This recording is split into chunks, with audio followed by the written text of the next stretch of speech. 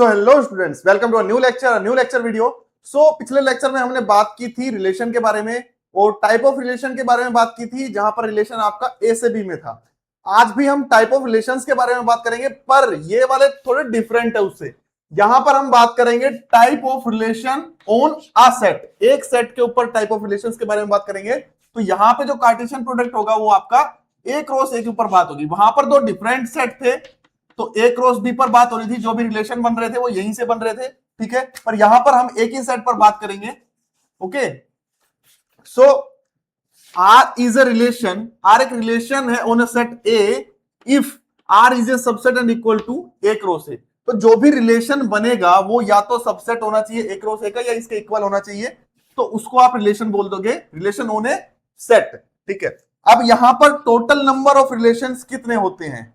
Total number of relations on A, total number of relation जब हम लोग ए से बी में निकालते थे तो कार्टेशियन प्रोडक्ट आपका ए क्रॉस बी में बात होती थी, तो वो क्या होता था, टू की, इसी से रिलेटेड एक क्वेश्चन भी किया था हमने, वो होता था टू की power cardinality of A into cardinality of B, यही होता था। यहां पर क्या होगा, सबसे पहले मैं लेट कर लेता हूं, एक चीज लेट कर लेता हूं कि ए की कार्डिनलिटी आपकी है एन, ठीक है। तो यहां से जो इसकी टोटल नंबर ऑफ रिलेशंस के पॉसिबल रिलेशंस कितने हैं, ये सबसेट बन रहा है ना, तो यहां पर कितने, एक तरह से पावर सेट है ये। रिलेशन के अंदर क्या आएंगे, सारे के सारे possible outcomes from A cross B.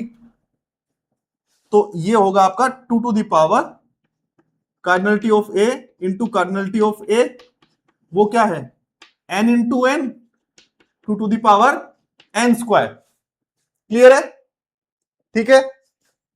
उसके बाद में, ठीक है, अब हम बात करते हैं, ये थोड़ा सा मैंने बेसिक बता दिया आपको type of relation on A set.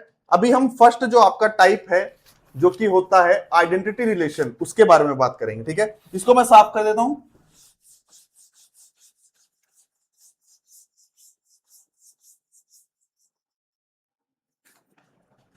तो यहां से अपना सबसे फर्स्ट हो जाता है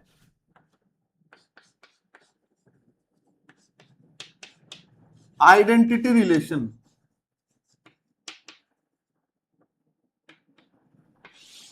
आइडेंटिटी रिलेशन मतलब क्या होता है, देखो सबसे पहले मैं लेट कर लेता हूं, let A is a set, ठीक है।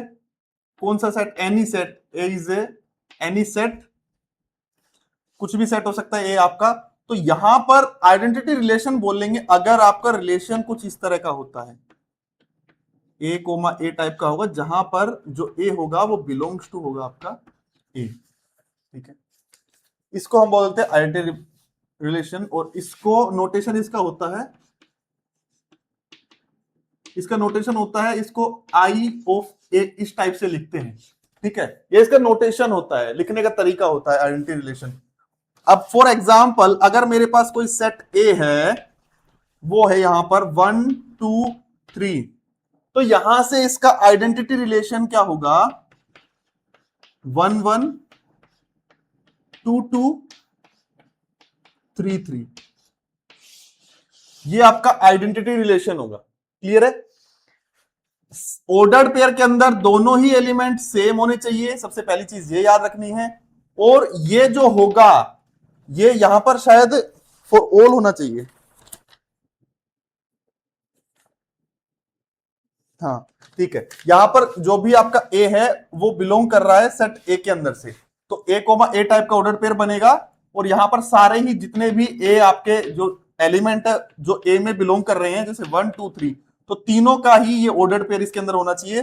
तो इसको आप बोल दोगे आइडेंटिटी रिलेशन, ठीक है। ये एक रिलेशन ही है, तो इसको आप आर से भी डिनोट कर सकते हो, यही आपका आइडेंटिटी रिलेशन है, ठीक है। इसके बाद में सेकंड एक चीज और, अब इसी के अंदर अगर एक रिलेशन डिफाइन हो जाए, अब इस सेट के अंदर तो बहुत सारे रिलेशन डिफाइन हो सकते हैं, 2 की पावर एन स्क्वायर, तो एन कितना है, एन की वैल्यू क्या है यहाँ पे 1 2 3, तो 2 की पावर 3, इतने आपके पास यहां से रिलेशन डिफाइन हो सकता है। तो एक रिलेशन ऐसे डिफाइन भी हो सकता है यहां से, मान लो 1 1 एंड 2 2, ये एक रिलेशन डिफाइन हो गया। तो क्या इसको भी आप आइडेंटिटी रिलेशन बोलोगे, क्योंकि यहां पर 1 1 है, 2 2 भी है, दोनों सेम वाले एलिमेंट है, ठीक है, ऑर्डर्ड पेयर के अंदर जो दोनों ही आपके एलिमेंट आ रहे हैं यहां पे, फर्स्ट और सेकंड सिमिलर है, दोनों सेम है, सिमिलर नहीं सेम है, तो क्या इसको हम बोल सकते हैं आइडेंटिटी रिलेशन? तो इसका जवाब होगा नहीं। रीजन, क्योंकि यहां पर 3,3 नहीं है। अगर यहां पर 3,3 और इंक्लूड हो जाता, जैसे यहां पर इंक्लूड हुआ है, तब इसको हम बोल सकते थे आइडेंटिटी रिलेशन। यहां से कोई भी एलिमेंट, अगर किसी एक एलिमेंट का भी यहां पर ऑर्डर पेयर नहीं हुआ ना, तो फिर उसको आप आइडेंटिटी रिलेशन नहीं बोलोगे। ठीक है, इसके बाद में सेकंड है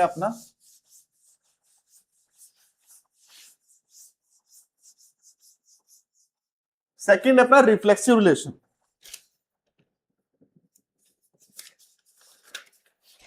इसका एक जनरल फॉर्म भी लिख देता हूं मैं आपके लिए,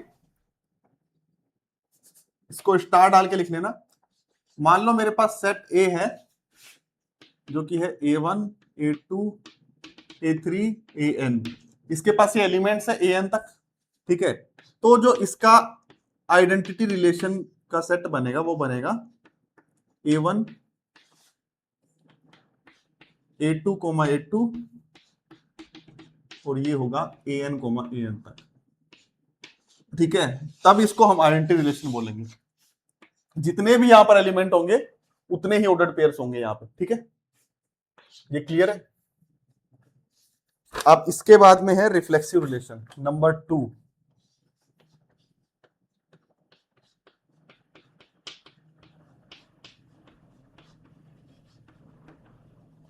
तो रिफ्लेक्सिव रिलेशन क्या होता है?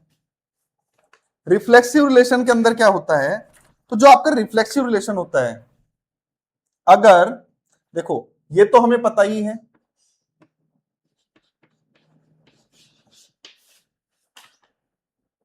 रिलेशन का ही, सॉरी हाँ ठीक है, रिलेशन का ही, यहां पर जो ये रिलेशन होगा, ये जो रिलेशन, ये आर जो डिफाइन किया है ना, ये रिफ्लेक्सिव रिलेशन है। तो जो आई ए होता है आइडेंटिटी रिलेशन, वो हमेशा सबसेट होता है इस रिलेशन का। कौन से रिलेशन का? रिफ्लेक्सिव रिलेशन का। ठीक है, अब इसको यहां से देखो डिफाइन करते हैं। तो रिफ्लेक्सिव रिलेशन जो है उसके अंदर ए टाइप के एलिमेंट्स होंगे for all A belongs to A. जो आइडेंटिटी रिलेशन और जो बन रहा था अपना, इसके अंदर ये था कि सारे के सारे ये ऑर्डर्ड पेयर होने चाहिए सेम वाले। अब यहां पर ये क्या बोल रहा है कि यहां पर फॉर ऑल सभी ए जो कि ए में बिलोंग कर रहे हैं, उनके लिए ये ऑर्डर्ड पेयर बिलोंग करना चाहिए आर में। लेकिन लेकिन जरूरी नहीं है कि इनके अलावा कोई एलिमेंट आएगा या नहीं आएगा। वहां पे जो डेफिनेशन थी वो डायरेक्ट बोल रही थी कि आपके पास ऑर्डर्ड पेयर इस तरह के होने चाहिए और ए बिलोंग करेगा आपका यहां पर बोल रहा है कि ये जो ऑर्डर्ड पेयर है वो आपको बिलोंग करना चाहिए रिलेशन के अंदर। और यहां जो फॉर ऑल सभी ए जो भी ए में बिलोंग कर रहे हैं उन सब के लिए ये ऑर्डर्ड पेयर होगा। तो मतलब सारे के सारे तो ये आएंगे ये वाले, इनके अलावा भी और ऑर्डर्ड पेयर आ सकते हैं, डिपेंड करेगा रिलेशन के ऊपर। तो फिर इसका एक एग्जांपल देख लेते हैं, इसको साफ कर देता हूं।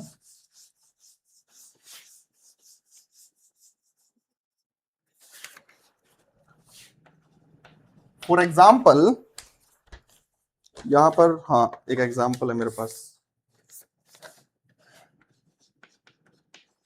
1 2 3 इसी के ऊपर बात कर लेते हैं।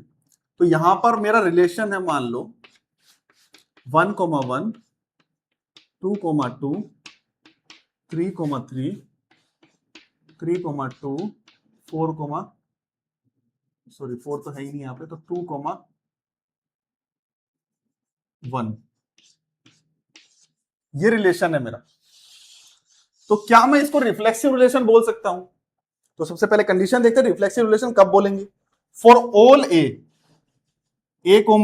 बिलोंग करना चाहिए आर के अंदर। तो यहां पर एक के पास क्या क्या एलिमेंट है, 1 2 और 3। तो 1 1 2 2 3 3 ये तीनों यहां पे बिलोंग करने चाहिए।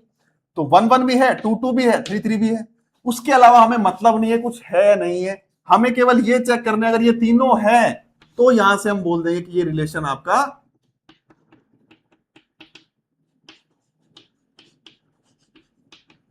Reflexive relation. बात क्लियर है?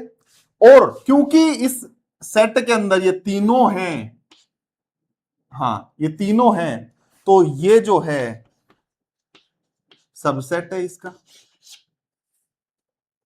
आइडेंटिटी रिलेशन इस रिलेशन रिफ्लेक्सिव रिलेशन का सबसेट है, ठीक है। अब ये तो इसका एग्जांपल हो गया, ये तो सेकंड हो गया। इसके बाद में हम बात करेंगे, इसके अंदर और कोई एग्जांपल देखना है क्या? हाँ, अब जो हमने पहले एक प्रॉपर्टी जो हमने लिखवाई थी कि अगर आपके पास एक सेट है A1 A2 AN तक, तो उसका जो आई ए बना था, आइडेंटिटी रिलेशन बना था, जो हमने आइडेंटिटी रिलेशन बनाया था, तो अगर वो पूरा का पूरा उसी को मैं रियल रिलेशन मान लूं यहां पर, तो वो भी रिफ्लेक्सिव रिलेशन होगा। कहने का मतलब ये है कि हर एक आइडेंटिटी रिलेशन एक रिफ्लेक्सिव रिलेशन होता है, ठीक है। ये बात क्लियर कर लेना।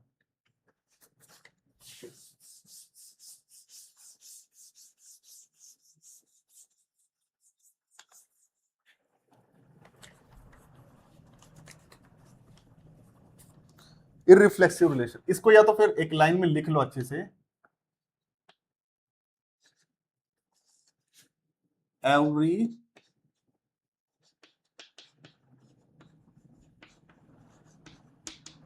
identity relation is also a reflexive relation, ठीक है। इसके बाद में नंबर थर्ड है अपना इररिफ्लेक्सिव।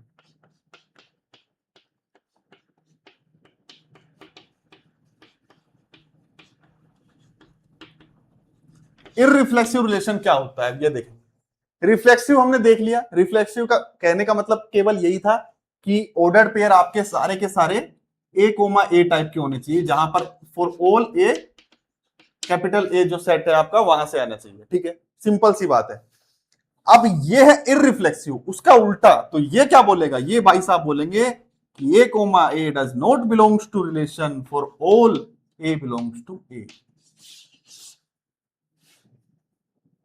कि हम कोई भी आर है उसको इररिफ्लेक्सिव रिलेशन बोलेंगे वेन एवर, और अच्छे से अगर लिखना है, नोट्स बनाना है, तो ऐसे लिख सकते हो, आर आर आपका इररिफ्लेक्सिव रिलेशन होगा whenever a comma b does not belongs to R for all A belongs to R, ठीक है, क्लियर है। और यहां पे अगर ए से भी कंफ्यूजन होता है तो आप या तो इसको एक्स मान लो, एक्स कोमा एक्स लिख दो, does not belongs to R for all X belongs to A बोलने में अगर प्रॉब्लम होती है तो वो आपके ऊपर है, बात तो सेम ही रहेगी। इसके अंदर एग्जांपल देखते हैं अब।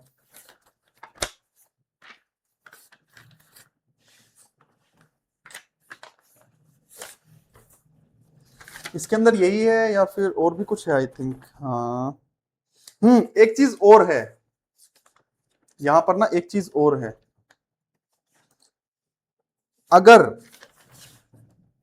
एक तरीका और है चेक करने का कि इररिफ्लेक्सिव रिलेशन है या नहीं है, अगर आपका आइडेंटिटी रिलेशन, और अगर आपको जिस रिलेशन को आपको चेक करना है कि वो इररिफ्लेक्सिव है या नहीं, उसका इंटरसेक्शन लोगे तो वो आपका फाई आना चाहिए, तब जाके आप बोलोगे कि वो इररिफ्लेक्सिव रिलेशन है। अब देखो इसमें ध्यान देना, इसने बोला है for all A belongs to A, इसको हम बोलते हैं फॉर ऑल, ठीक है। For all A belongs to A, यहां पर A comma A does not belongs to R होना चाहिए। तो अगर ऐसा कोई भी रिलेशन है जिसके अंदर एक भी ऐसा एलिमेंट आ गया, 1,1 आ गया, या फिर कोई भी एक भी एलिमेंट आ गया, तो उसको हम इररिफ्लेक्सिव रिलेशन नहीं बोलेंगे। इसने बोला for all A belongs to A, तो ऐसा कोई भी ए नहीं होना चाहिए कि जो ए कोमा ए टाइप का ऑर्डर्ड पेयर रिलेशन के अंदर बना है, ठीक है। इसका एग्जांपल देख लेते हैं।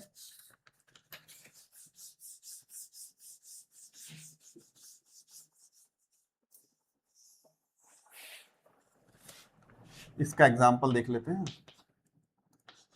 मेरे पास एक सेट है 1 2 3, ठीक है। मैं 2-3 रिलेशन लिख देता हूं, फिर उसके बाद बताते हैं उसमें।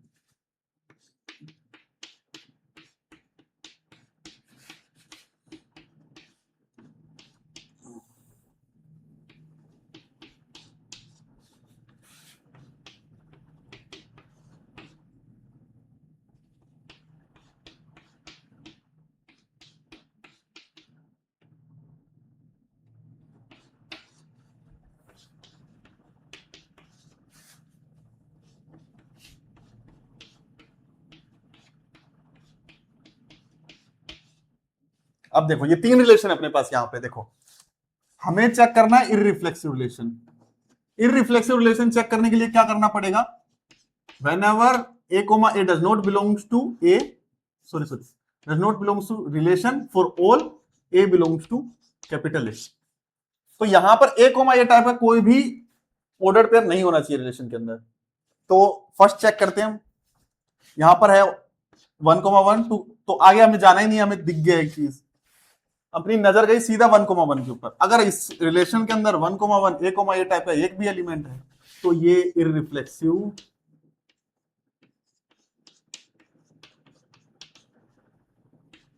नहीं होगा, ठीक है।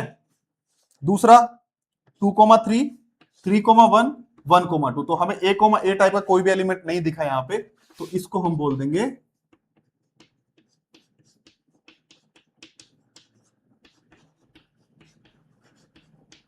ये आपका इररिफ्लेक्सिव रिलेशन हो गया, ठीक है। थर्ड देखो, अब ये यहां पे तो 1,1 2,2 दो एलिमेंट आ गए यहां से, तो ये आपका नोट इररिफ्लेक्सिव रिलेशन। और क्या ये रिफ्लेक्सिव भी है, तो ये रिफ्लेक्सिव भी नहीं है, यहां पे भी ये रिफ्लेक्सिव भी नहीं है,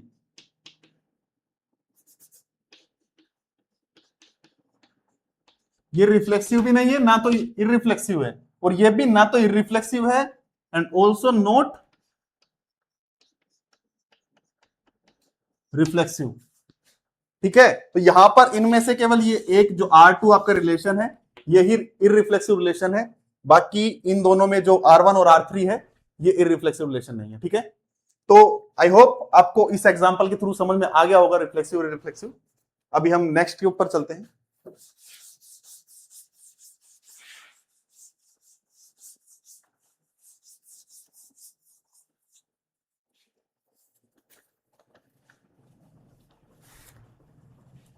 इससे नेक्स्ट एक स्टेटमेंट है, और हां अभी इनको हमने ऐसे चेक किया था कि a टाइप का कोई ऑर्डर पेयर है या नहीं।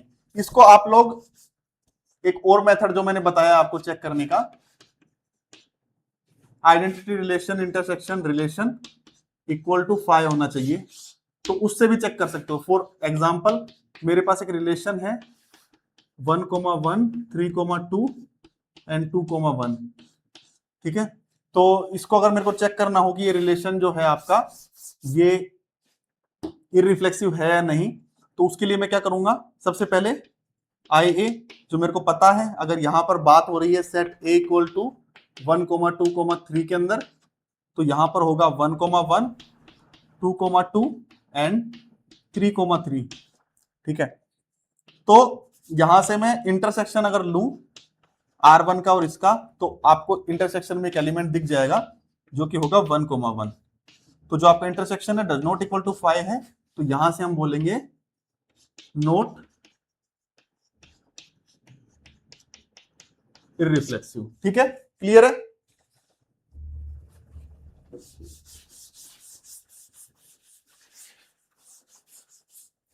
इसके बाद में एक स्टेटमेंट है, जो स्टेटमेंट हमने यहां पे अभी सेटिस्फाई भी कर दी है।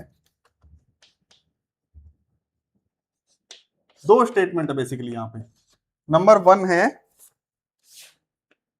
If R is not reflexive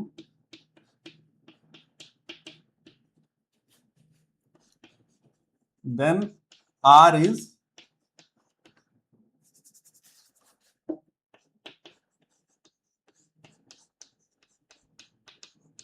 irreflexive. ये एक स्टेटमेंट दी है, बोल रहा है इसको हमें बताना है कि ये ट्रू है या फिर फॉल्स है। इसको ट्रू या फॉल्स बताना है अपने को। तो देखो ध्यान से, ये बोल रहा है, क्या बोल रहा है, if R is not reflexive then R is irreflexive, कि अगर कोई रिलेशन है वो रिफ्लेक्सिव नहीं है तो वो इररिफ्लेक्सिव होगा। क्या ये सच बोल रहा है? अभी हमने एक एग्जाम्पल देखा था, एक नहीं दो एग्जाम्पल देखे थे, R1 और R3, जिसके अंदर R1 जो है आपका ना तो रिफ्लेक्सिव था ना ही इररिफ्लेक्सिव था, और R3 भी ना रिफ्लेक्सिव था ना इररिफ्लेक्सिव था। तो ये तो वहीं से ही कॉन्ट्राडिक्ट कर गई कि अगर वो दोनों ही नहीं है तो ये कैसे बोल सकता है कि अगर वो इररिफ्लेक्सिव सॉरी अगर वो रिफ्लेक्सिव नहीं है तो इररिफ्लेक्सिव होगी। ये तो कॉन्ट्राडिक्ट वहीं पे कर गई, वहीं पे गलत साबित हो गया ये स्टेटमेंट। ठीक है, तो इसके लिए अलग से कोई एग्जांपल की जरूरत नहीं है। ठीक है, तो ये तो फॉल्स होगा आपका। फिर सेकंड स्टेटमेंट है, इफ आर इज रिफ्लेक्सिव, यही है ना सेकंड, हाँ, R is reflexive then R is not irreflexive.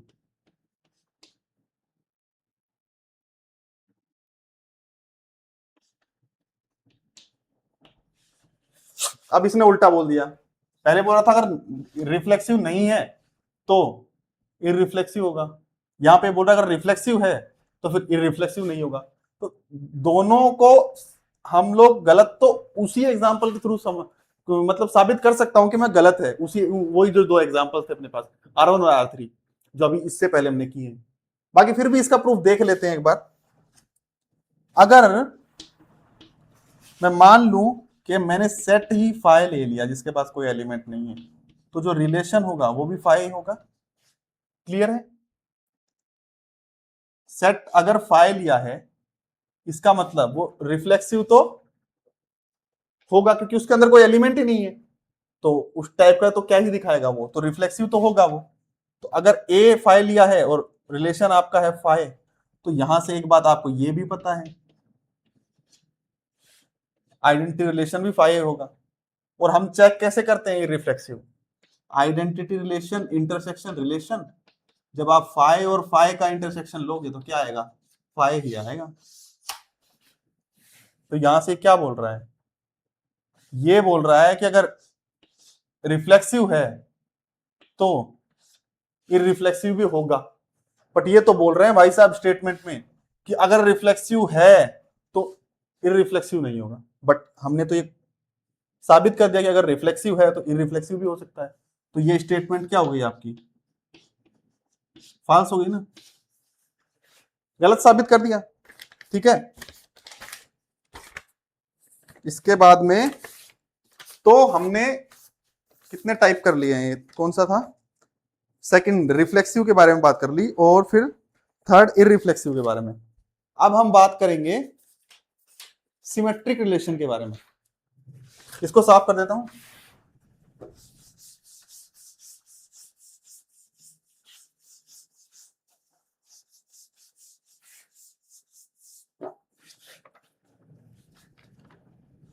Number 4 symmetric relation. अब ये भाई साहब क्या बोलते हैं? ये बोलते हैं कि अगर मेरे पास ए कोमा बी टाइप का अगर कोई ऑर्डर पेयर है तो मेरे पास बी कोमा ए मतलब उसके उल्टा वाला ऑर्डर पेयर भी होना चाहिए, तभी मैं बोलूंगा कि हाँ मैं एक सिमेट्रिक रिलेशन हूं। तो ये बोलते हैं if A comma b belongs to R then imply के बी कोमा ए भी आर में होगा। ये बोल रहे हैं। अब देख तो इसको एग्जाम्पल के थ्रू देख लेते हैं। मान लो मेरे पास एक सेट है जो कि है 1 2, एक ही सेट हम बार बार लिए जा रहे हैं, कुछ अलग लेते हैं, डिफरेंट लेते हैं, पी क्यू आर। ठीक है, और मेरे पास रिलेशन है, मैंने लेट किया कोई रिलेशन है p comma q, p comma p, p comma are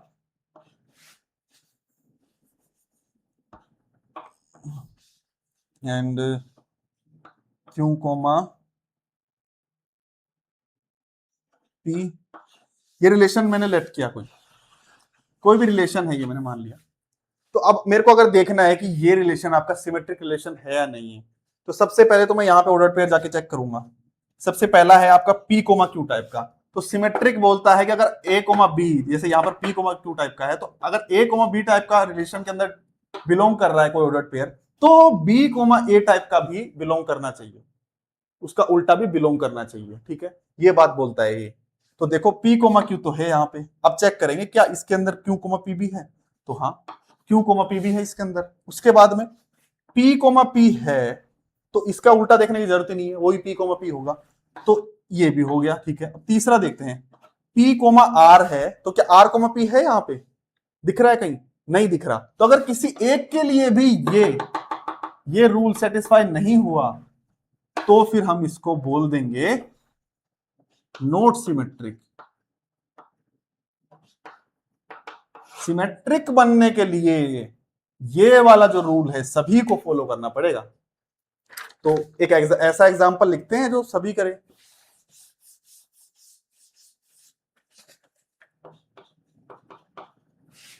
मान लो मेरे पास है एक p comma r, r comma p, q comma p and p comma q, ये वाला रिलेशन है, इसको हम बोलेंगे सिमेट्रिक रिलेशन।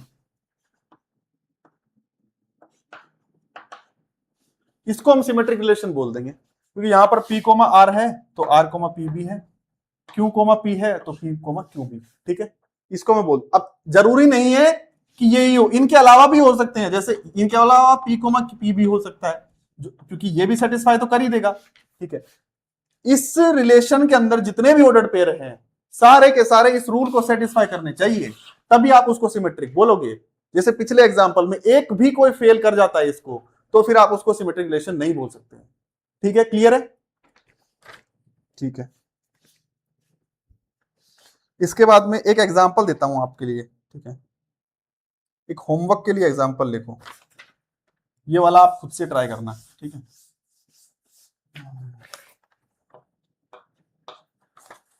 यहां पर आपके पास ए है 1 2 3 4 5 6 7 8 एंड 9। ठीक है, यहां पर जो रिलेशन है वो कुछ इस तरह से डिफाइन किया गया है कि A comma B such that A B आपका बिलोंग्स टू ए है एंड बी इक्वल टू है 2a+1। ये आपका रिलेशन दिया गया है।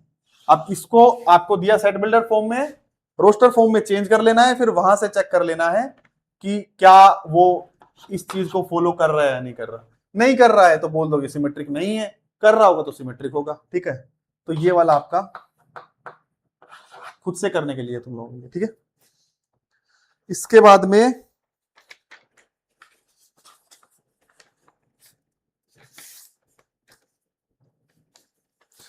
में एक और एग्जांपल अच्छा सा वो और करते हैं इसके।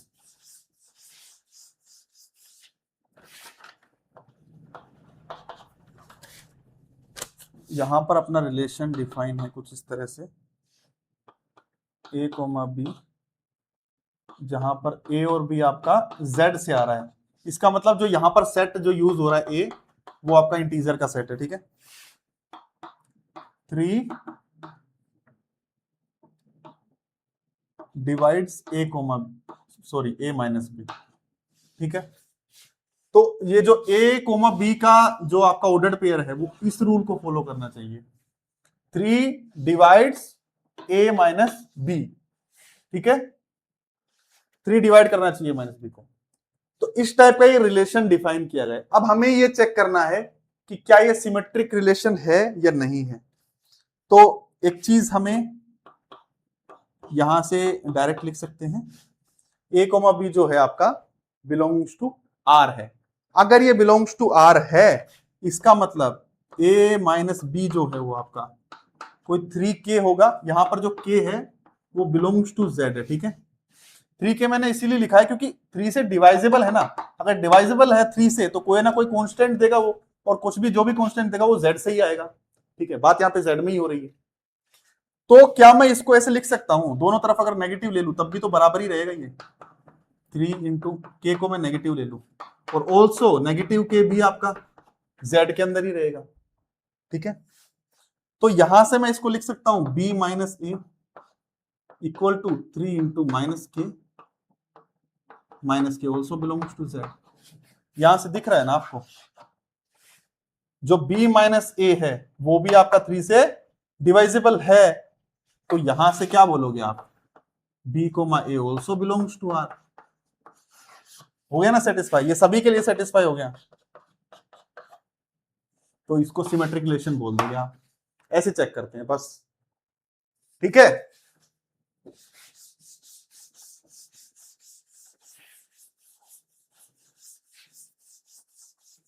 इसके बाद में हम बात करेंगे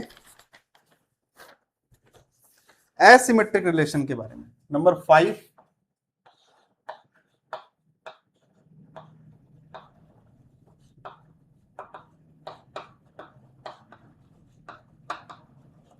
कि ये एसिमेट्रिक रिलेशन क्या होता है।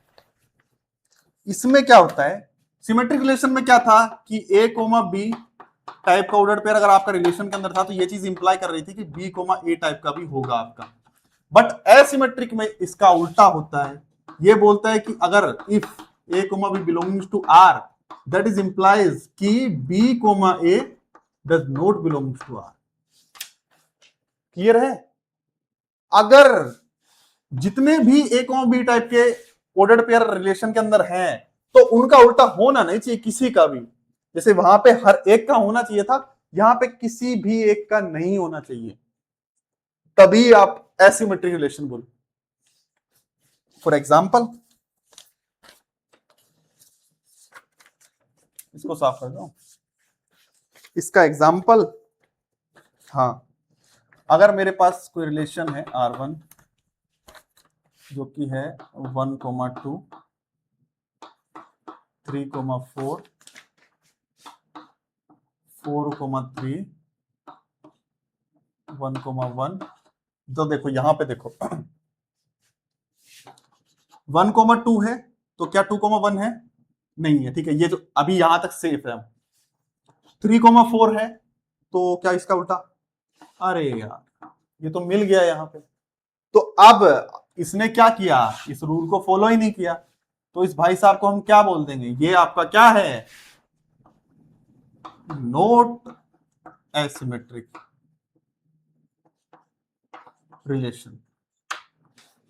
अब एक चीज देखो, चलो एसिमेट्रिक रिलेशन नहीं है, ठीक है ठीक है, तो क्या ये सिमेट्रिक रिलेशन है, तो यहां से देखेंगे कि इसका तो है ये 1,1 का तो 1,1 ही हो जाएगा, बट 1,2 का कुछ भी नहीं है, तो ना तो ये एसिमेट्रिक है और ना ही ये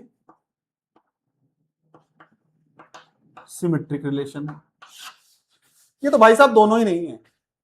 एक और एग्जांपल देख लेते हैं, यहां पर जो हम ये रिलेशन के बारे में बात कर रहे हैं, यहां पर जो ए है आपका 1 2 3 4 है, ठीक है। एक और रिलेशन लिख देता हूं, यहां पर है ये 1,3 4,1 3,2, ठीक है, ये रिलेशन है। अब इसमें देखते हैं 1,3 है, 3,1 है, नहीं है, 4,1 है, 1,4 है, नहीं है, 3,2 है, 2,3 है, नहीं है। हाँ, आप इसको बोल दोगे आप एसिमेट्रिक।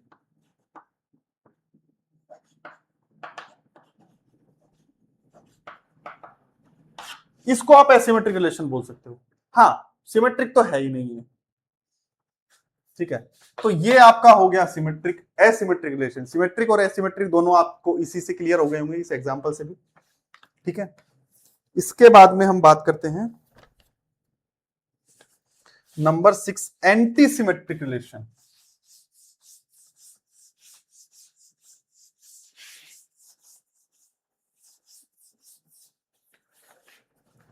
नंबर 6 है आपका एंटी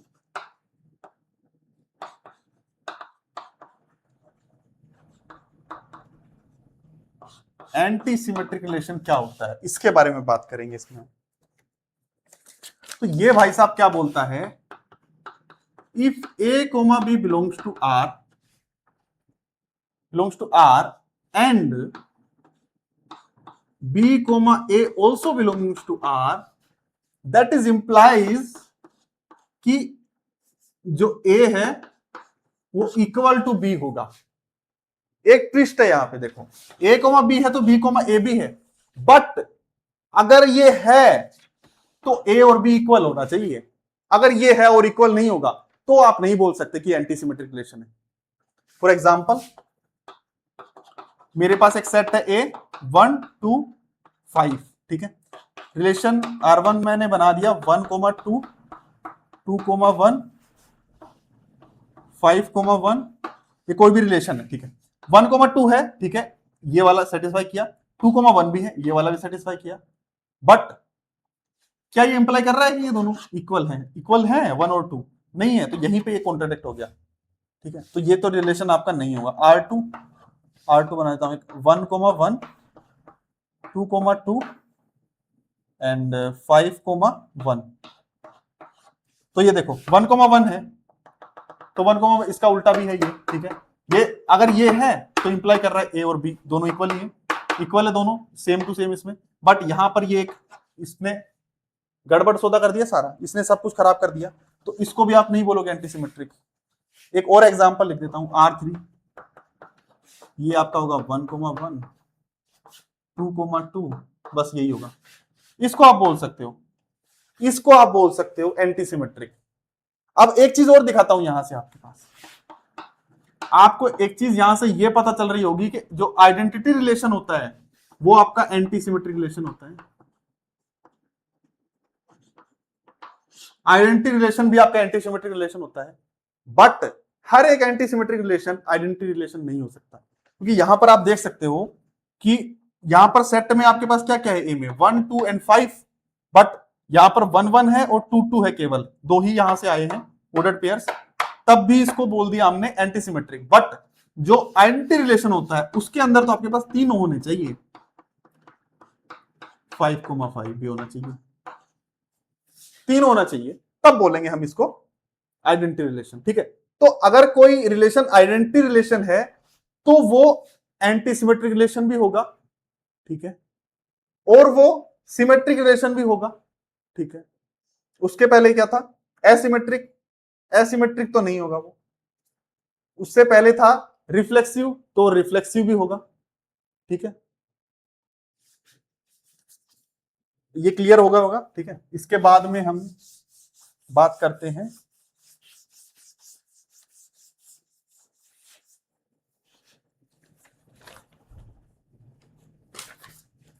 इसके बाद में लास्ट रिलेशन बचा है हमारा, मतलब लास्ट तो नहीं है ये, बट काइंड ऑफ लास्ट बोल सकते हैं हम। Number 7, transitive relation. ये भाई साहब क्या बोलता है, ये भाई साहब बोलते हैं कि if a comma b belongs to R and b comma c belongs to R, that is implies कि a comma c is also belongs to R। और यहां पे एक चीज ध्यान रखना, पीछे में मैंने नहीं लिखा है, लेकिन यहां पर जो a b c ये सारे हैं वो फ्रॉम सेट ए से है, ठीक है, ठीक है।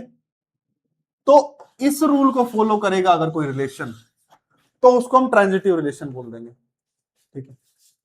इसका एग्जांपल आप खुद कोशिश करो करने की, नेक्स्ट लेक्चर में मैं करवा ही दूंगा।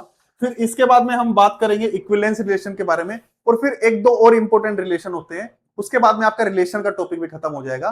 तो जितना हो सके नेक्स्ट लेक्चर में हम स्टार्ट कर देंगे पीवाईक्यूज, जेईई मेंस के एंड एडवांस के सारे पीवाईक्यू जितने भी इन टॉपिक से रिलेटेड, सेट थ्योरी से रिलेटेड है, वो सारे के सारे हम कवर कर लेंगे वहां से, ठीक है। तो इस वीडियो में आज के लिए इतना ही।